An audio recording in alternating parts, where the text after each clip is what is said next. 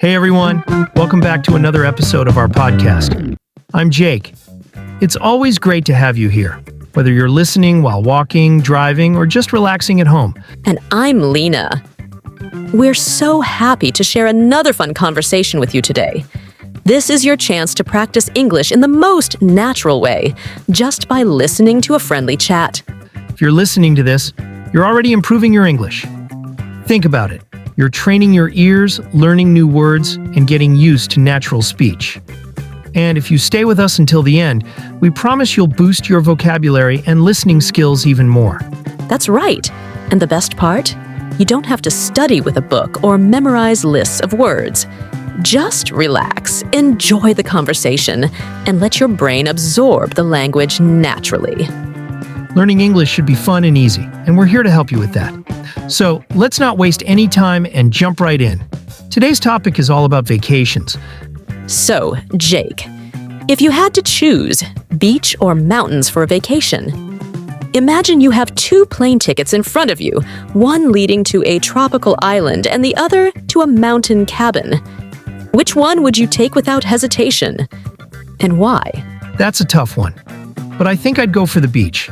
Nothing beats lying under the sun, feeling the warm sand and listening to the waves. It's so relaxing. Plus, I love the sound of seagulls and the salty smell of the ocean. That does sound amazing. But don't you think the beach can get too hot sometimes? I mean, sweating under the sun for hours can be exhausting. And let's not forget about the sunburns.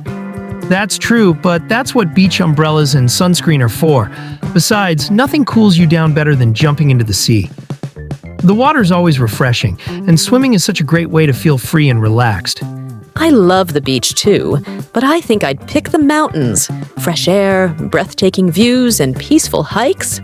That sounds like the perfect escape to me. Just imagine waking up in the morning, stepping outside, and seeing endless green landscapes instead of crowded beaches. I get that. But what about swimming in the sea? The water is so refreshing on a hot day. Plus, beach vacations are great for activities. Surfing, snorkeling, even just building sandcastles. You can spend hours playing in the water, and it never gets boring. True. But mountain vacations are also full of adventure. Hiking, camping, maybe even skiing in the winter. And the best part? No crowds, just nature and quietness. Imagine sitting by a campfire at night, watching the stars without any city lights around. That's pure peace. That's a good point. But don't you think the beach has its own kind of peace? Waking up early to watch the sunrise over the ocean? That's magical. And have you ever had a beach picnic at sunset? The sky turns into shades of pink and orange, and the whole world feels calm. That does sound amazing. But imagine waking up in a cozy wooden cabin, making coffee while looking at a beautiful mountain view. No loud music, no traffic, just the sound of birds singing. That's pretty magical too. Okay, you're making me want to change my answer now. I guess both places have their own unique beauty. Maybe I should just plan two vacations instead of one. Maybe the perfect vacation is a mix of both, mountains for adventure and the beach for relaxation. That way, you get the best of both worlds. All right, Jake, be honest. Do you think you could go a whole day without using any technology? No phone, no laptop, no TV, just you and the world. Imagine waking up in the morning, and instead of reaching for your phone, you just sit in silence, maybe enjoying a cup of coffee without any distractions. No checking emails, no scrolling through social media, no YouTube videos to watch. Do you think you could actually handle that? Oof, that's a tough challenge. I mean, I like to say yes, but honestly, it would be really difficult. My phone is basically an extension of my hand. I use it for everything. Waking up, checking the news, even setting reminders for the little things I need to do. Without it, I'd feel completely lost, like I was disconnected from the world. And let's not even talk about not having music. A day without my favorite songs, that sounds like torture. I get it. We've become so used to having technology all the time that even the idea of a single day without it sounds impossible.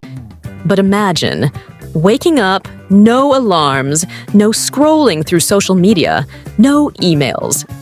Just a quiet, tech-free morning. You could take a walk, listen to the birds, maybe even journal your thoughts instead of typing them on a screen. Don't you think that could actually be refreshing?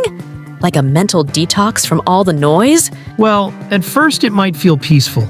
No distractions, no endless notifications. Maybe I'd even enjoy the stillness for a little while, but then boredom would hit me hard. I wouldn't know what to do with myself. How would I check the weather? What if I need directions? And what if someone urgently needs to contact me? The thought of being completely unreachable stresses me out. That's exactly the problem. We rely on technology for everything, but before smartphones, people survived just fine. They read books, wrote letters, went outside more. Maybe we're just too dependent now. Maybe we've lost the ability to just be present in the moment without feeling the need to check our screens every 5 minutes. I mean, have you ever caught yourself unlocking your phone without even knowing why? You might be right. I remember when I was a kid, I spent hours playing outside, riding my bike, or just talking to people in person. I didn't need a phone to have fun. But now, most of my free time is spent on a screen. Even when I'm supposed to be relaxing, I'm still connected. Watching videos, answering messages, scrolling through social media. It's like my brain never fully takes a break. Same here. And I've noticed that when I take a break from technology, even for a few hours, I feel more relaxed. No pressure to reply to messages, no information overload, just peace.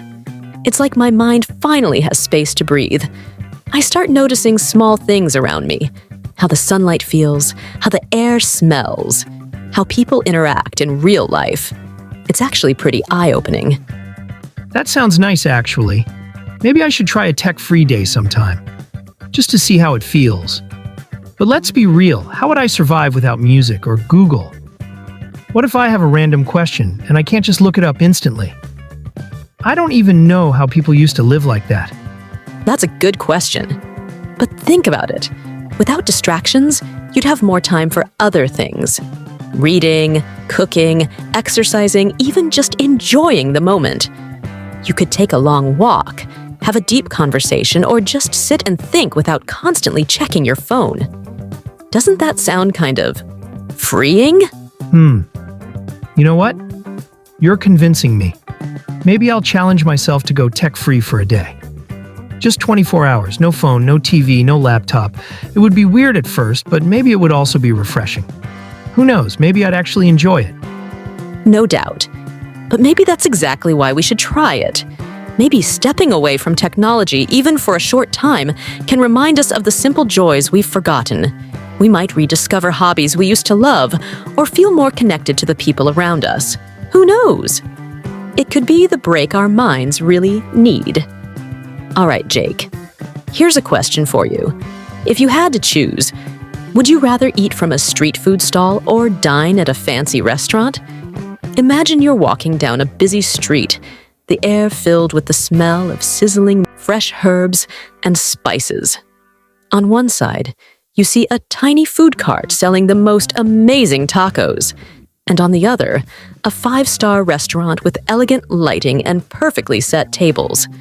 Which one would you go for? Oh wow, that's a tough one. I mean, both have their charm, but I think I'd lean towards street food. There's just something exciting about watching your food being prepared right in front of you, the energy of the street, and the authenticity of it all. Plus, let's be honest, street food is often way cheaper and sometimes even tastier than restaurant food. It's a win-win, and it's usually much faster too.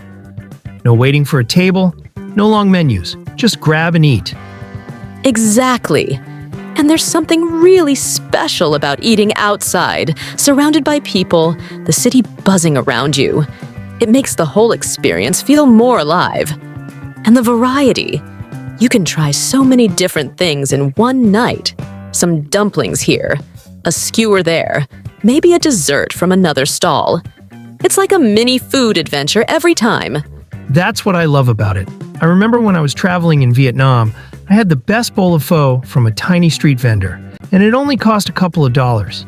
It was so simple, but the flavors were incredible. And I could sit there, watch the locals, and really feel like I was part of the culture. That's something you just don't get in a fancy restaurant. So true. But I have to admit, sometimes a fancy dinner feels really nice, too. The atmosphere, the beautifully plated dishes, the attention to detail. It's an experience, not just a meal. There's something fun about dressing up, being served with style, and feeling a little bit luxurious for the night. And let's not forget, sometimes fine dining offers flavors and ingredients you just can't find anywhere else. I can totally see that. But still, there's something about street food that just feels more real. It's food for the people, made by passionate cooks who have perfected their craft over the years.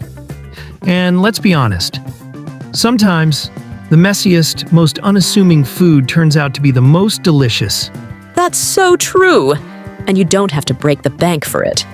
Some of the best meals I've ever had were from tiny food stalls. Plus, the atmosphere is unbeatable. Just grabbing a bite, standing on the sidewalk, and enjoying it with friends. There's no pressure, no formalities, just great food and good vibes. Same here. As much as I love a fancy dinner, street food just has this unbeatable charm. There's a certain thrill in trying something new, not knowing exactly what to expect, but being pleasantly surprised. Plus, I love the adventure of exploring new flavors, meeting the vendors, and experiencing food the way locals do. It just feels more personal and exciting.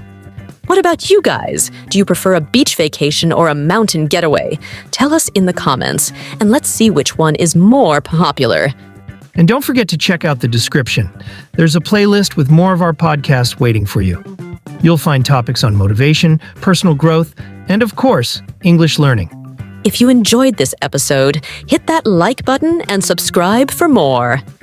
Every week, we bring you more fun and useful conversations to help you on your English journey. Bye for now. Thanks for all your support, and we'll see you in the next one. Until then, keep practicing and keep having fun with English.